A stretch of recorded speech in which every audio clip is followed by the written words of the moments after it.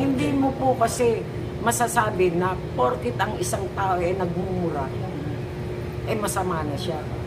Marami siyang bagay na ginawa na hindi niya naman sinasabi, pero nakikita ng tao.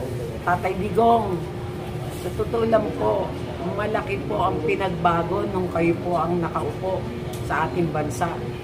Sana po, ang gusto ko lang po, sana po, bumalik kayo para lahat po ng bagay na sinimulan nyo, tapusin nyo po.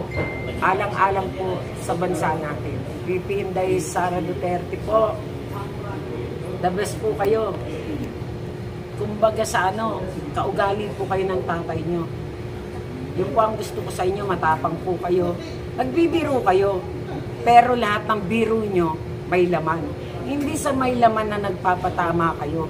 Ang ibig kong sabihin, masyado kayong sa bansa natin. Gusto nyong umunlad ang bansa natin. Kaya the best po kayong mag-ama. Kailan po tayo naging member ng Sara na movement? Matagal na po ako naging member ng Sara movement. Kaya lang po dahil sa minsan, kumbaga sa may trabaho ako. Pero sinusubaybayan ko po lahat ng mga ni Sara. Di ba, sinuportan niyo po si ating mahal na VP Inday. So ma'am, ano po yung nakita niyong katangian ni Vice President Inday Sara Duterte na gano'n na lang po yung inyong pagsuporta? Ang mga katangian nakita ko sa kanya, direkta siya kung magsalita at wala siyang keme sa nakatulad ng ibang mga babae na pinaiikot muna bago pinupunto lahat ng dapat niyang sabihin. Siya direkta niyang pinapangako, nagbibiro siya, pero may laman lahat ng biro tungkol sa ating bansa. Ma'am, ano masasabi niyo po sa naninira sa ating VP Inday Sara Duterte? Meron pa nga nagsasabing mag-resign na siya o magbitiw na siya bilang sekretary ng DepEd. Alam niyo po, kasi naninira lang po yun dahil alam nila na magaling ang mga iniisip po ng ating Vice Presidente para sa ating bansa. Pero para sa akin po, hindi po ako naniniwala. Yan, bilang taga-suporta po ng ating Vice Presidente, nasasaktan po ba kayo pag merong naninira sa ating VP Inday? Siyempre po, nasasaktan ako. Minsan nga, kahit na nanonood lang ako nagagalit pa ako dun sa pinapanood ko, sinasagot ko pa nga yung TV kahit wala naman akong kausap. Ma'am, ano po masabi nyo kasi sinasali yung pangalan ng ating VP Inday sa issue dyan sa sa ICC. Hindi po ako naniniwala dun kasi lahat naman po talaga pag ang isang tao po may ginagawang mabuti, talaga pong kailangan nilang siraan para bumagsak. Ma'am, bilang taga-suporta ni VP Inday, ano pong masabi niyo doon ba't ngayon lang naglabasan yung mga issue na yan? Kung kailan naging VP na yung ating VP Inday Sara Duterte, nung mayor siya, wala namang ganyang mga issue. So, para sa inyo, bakit naglalabasan yung mga issue ngayon? Kaya po naglalabasan yung mga ganyang issue para nga po siraan ang Vice Presidente natin. Kasi nga po, kumbaga sa natatakot sila. Alam nila na si Vice natin malaki ang magagawa sa Pilipinas. Mapunta po tayo ma'am kaya dating Pangulong Duterte. Ma'am, sa 6 na taon ng ating dating Pangulong Duterte, ano pong masasabi niyo po sa kanyang performance bilang presidente? Ay, gusto ko po siya. Kasi kahit sa pananalita po, talagang kumbaga hindi edited lahat ng sinasabi niya. Pag gusto niyang sabihin, sinasabi niya. Yun lang po ang nagustuhan ko sa kanya. At saka marami po siyang ginawa. Katulad sa mga kapulisan. Tinaasan niya ang sweldo ng mga kapulisan. At talagang tinaasan niya. Hindi lang puro pangako. Kaya wala po akong masasabi sa kanya. Sa usapin naman po ng safety, sa kalsada, sa iba't iba, kahit saan man, maglalakad ka sa gabi, Ano pong masabi nyo sa panahon ni dating Pangulo Duterte? Ay, marami pong natatakot nung araw. Kahit po ako, dahil ang anak ko po lalaki. Kaya sinasabi ko sa anak ko na mag-ingat kasi baka mamaya mapagkamalan.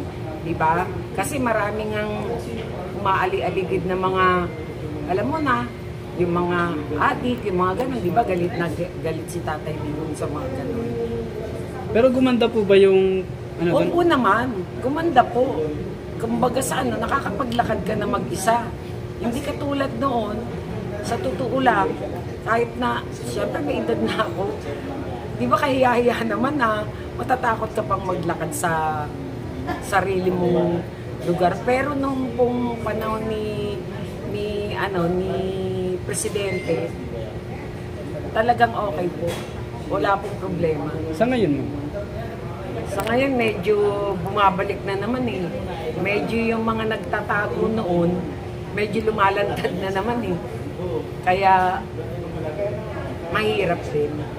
Ma'am, mapunta tayo sa usapin ng mga bilihin. Noong panahon ni dating Pangulong Duterte, mahal po ba yung mga bilihin or mo? Ay, hindi po.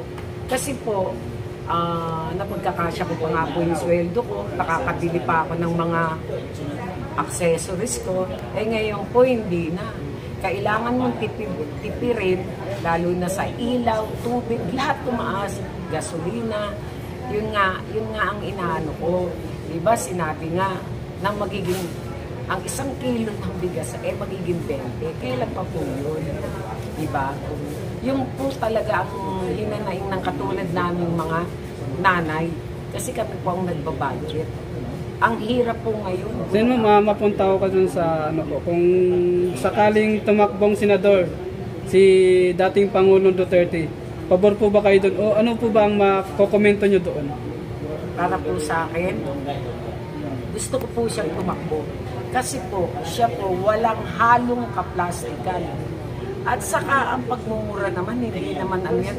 Ibig sabihin, nagmumura siya dahil nasasaktan siya sa nangyayari sa bansa niya. Kasi nga, kumbaga sa imbis na umunlad ang bansa natin, lalo lang tayong na, kumbaga sa naaano sa puto. Nalulubog. Diba? Nalulubog tayo. Paano pa yung mga katulad ko, ang anak ko, kumbaga sa mag-aasawa na rin. Paano yung magiging pamilya niya? Diba? Kawawa yung magiging apo ko o magiging apo namin lahat. Kung ganito ng ganito ang mangyayari sa bansa natin. Para po sa akin, pabor ako kay Tatay Digong. So, baga sa madaling salita, ma'am, si Tatay Digong ang inaasahan yung magpapaunlad pa lalo, mapaunlad ng ating bansa. Opo. Kasi po siya po ang nagsimula eh. Siya po ang nagpabago. Malaki po ang pinagbago niya. Hindi mo po kasi masasabi na porkit ang isang tao nagmumura, masama na siya. Marami siyang bagay na ginawa na hindi niya naman sinasabi, pero nakikita ng tao. Natural lang sa mga taong katulad ng mga adik, mga kasalanan nila yun.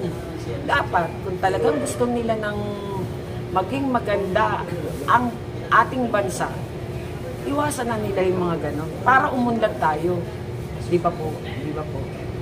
Ayan, baka meron kang gusto pang sabihin, personal na message nyo po sa ating dating Pangulong Duterte. Tatay Digong, sa totoo lang po, malaki po ang pinagbago nung kayo po ang nakaupo sa ating bansa. Sana po, ang gusto ko lang po, sana po, bumalik kayo para lahat po ng bagay na sinimulan nyo, tapusin nyo po. Alang-alang po sa bansa natin. Marami pong salamat. God bless po. Sa ating pong VP Inday Sara Duterte, personal message nyo po. VP Inday Sara Duterte po, the best po kayo.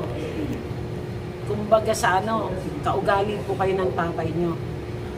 Yung po ang gusto ko sa inyo, matapang po kayo. Nagbibiro kayo, pero lahat ng biro nyo may laman. Hindi sa may laman na nagpapatama kayo. Ang ibig kong sabihin, masyado kayong sa bansa natin. Gusto nyong umunlad ang bansa natin. Kaya the best po kayong mag-ama. Salamat po. Yun lang po. Maraming salamat, ma'am. Thank you, ma'am.